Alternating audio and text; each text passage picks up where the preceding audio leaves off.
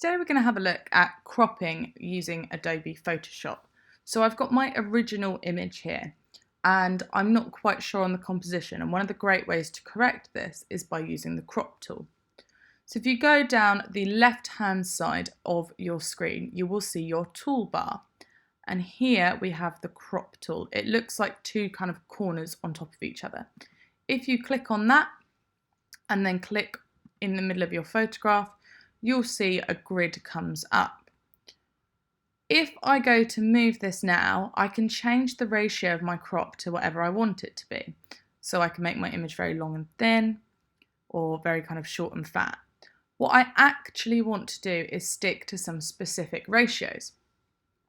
In photography, there are standard ratios. So you've got 8:10 and 4:6 and 5:7.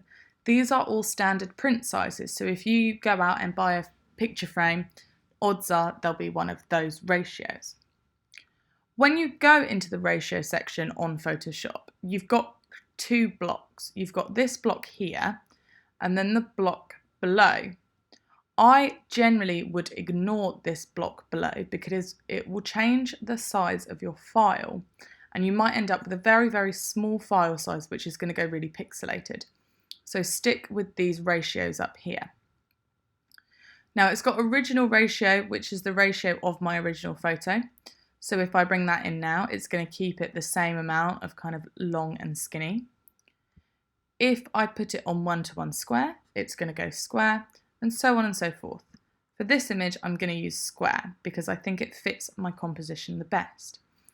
I'm going to click and drag that box until I think it's in the correct place, and once I'm happy with where it is, I'm going to press the tick. That's how you crop using Adobe Photoshop.